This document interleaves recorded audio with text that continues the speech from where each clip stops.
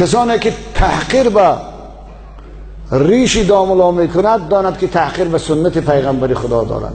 کسی که عداوت به ریش دارد و ریشدارها را ریشکی میگوید، حال متاسفانه این اصطلاح هم برآمده است، و دشمن پیغمبر خداست و تحقیر کننده به پیغمبر خداست. کسی حتی موی پیغمبر خدا رو مویت گوید، فقها میگن کافر میشود. اون طرف دیگه خودتان میتونید معین کنید. اون مخنث هایی که اون منقورت های مخنثه که امروز اینا رو مخنث میگن در اصطلاح اسلامی، ریشاشون میتراشن به خودشان، اینا مود میدانن به خودشان، اینا تجدد میدانن به خودشان، اینا پیشروی میدانن، ترقیات میدانن.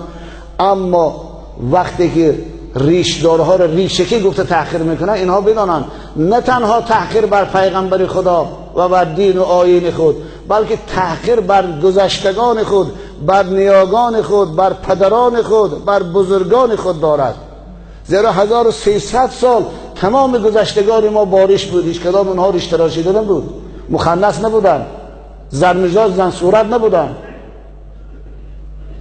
از ابو عبدالله رودکی به فردوسی و حافظ و مولانا و سعدی و امام اعظم همشون صاحب ریش و سله بودن.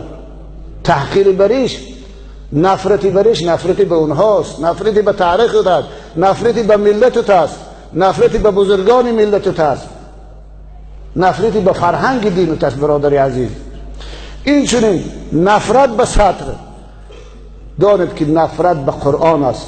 زیرا مسئله صد مسئله قرآنی است، مسئله ملایی نیست. کسی که سطر بد میبیند، قرآن بد میبیند، نعوذ بالله خدا را بد میبیند. کسی دشمن و تحقیری به سطر اسلامی دارد، به حجاب اسلامی دارد، داید که وای دشمن قرآن و دشمن خداست. زیرا مسئله حجاب و سطر امر خداست که در کتاب خدا ذکر شده است، تا مولا از پیش خشان نگفتیم.